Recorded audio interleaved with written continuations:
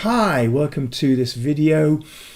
We need to make a cylindrical rubbish bin without a lid with a capacity of 24 pi centimeters cubed. The cost of materials used for the bottom of the bin is 15 cents per centimeter squared. For the curve size, 5 cents per centimeter squared. What are the dimensions needed to produce the lowest cost bin? Volume of the cylinder, pi r squared h, and the area of the sides of the cylinder, 2 pi r h. So let's just write those things down. The volume is equal to pi r squared h, but that's also equal to 24 pi. So we're working with differentiation. We'd like to work with one variable only. So let's just get ourselves an expression for h we can use to substitute in later on. So if pi r squared h is equal to 24, we'll be able to cancel out the pi's and end up with an expression where h is equal to 24 divided by r squared. Let's just write that out there. So that's where we are, 24 divided by r squared, which you can write if you want as 24r to the minus 2. The rest of the statement is about the surface area. So the surface area multiplied by the price. We're trying to lower the price. So we need the surface area times the price for each component to do some work to get that price down as low as we possibly can. So what we've got then, the bottom of the bin, which is going to be equal to pi r squared, that's a circle at the bottom of the bin, multiplied by the cost for the bottom of the bin, which is 0.15. So that's going to be an expression for the cost of the bottom of the bin. We add to that the cost for the sides of the bin, which is 0.05 times 2 pi r h. And we can pull the pi out of there to reduce the complication. Let's just say that the total price now, total P for price, is equal to this expression here.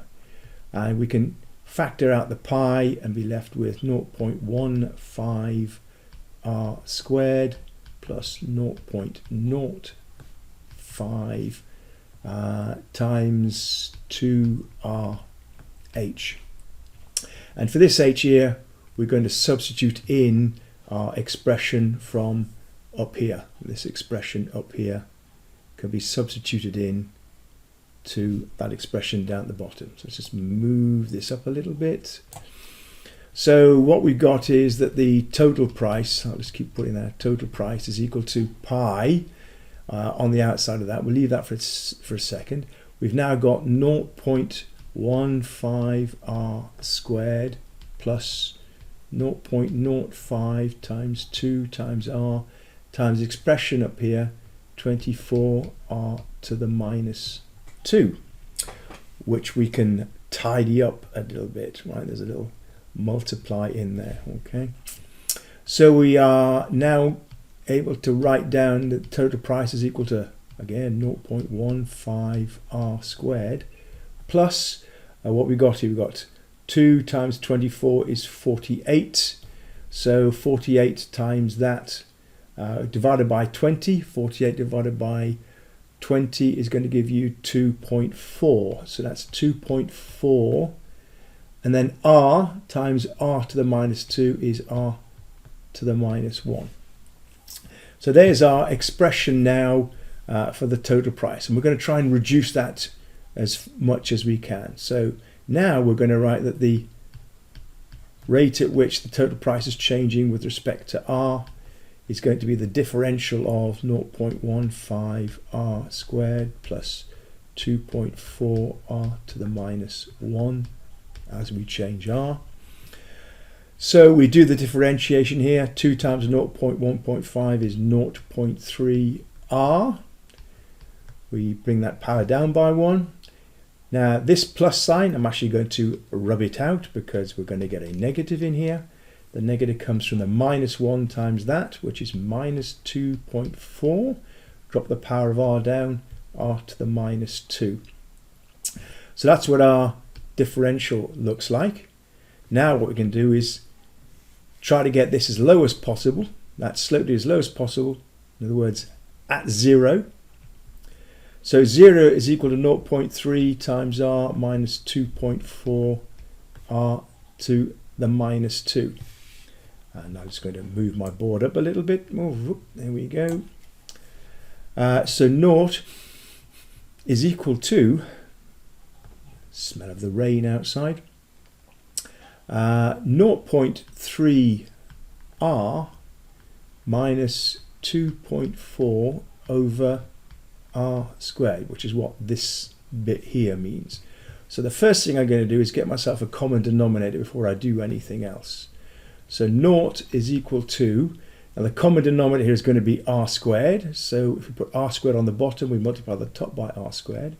And so we have 0.3 r cubed minus 2.4 all over r squared.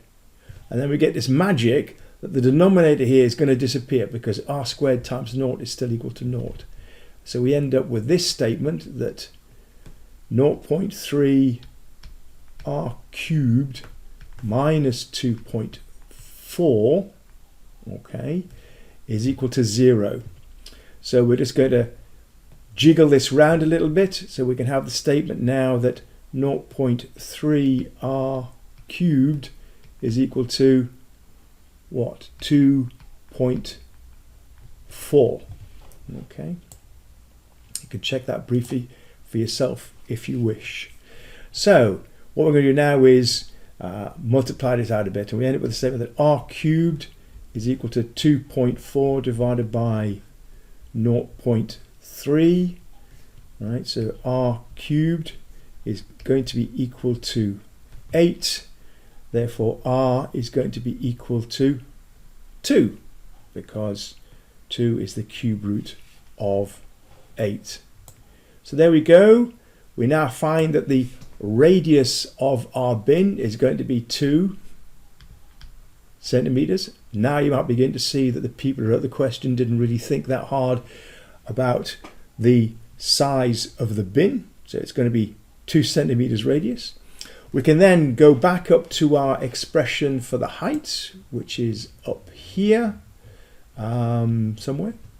Yes, 24 divided by r squared, where we find now that h is equal to 24 divided by r squared, which is 24 divided by 2 squared, which is 4, which is equal to 6 centimeters. Okay, so we actually find that the lowest price occurs when you have a radius of 2 and a height of 6 centimeters. Okay, and it doesn't take you long to think, well, that's not a very big rubbish bin. So here we've got another more and more typical maths problem where the maths is there, but the common sense about how big your rubbish bin would be is clearly missing. We've detached the maths from the numbers, but that's just one of my bugbears. Okay, that's all I want to say for this one. I'll see you in the next video. Take care. Hi, so I'm just going to add a little bit to the end of that. When I'm talking about a small bin, there it is, 6 centimeters high, a radius of 2.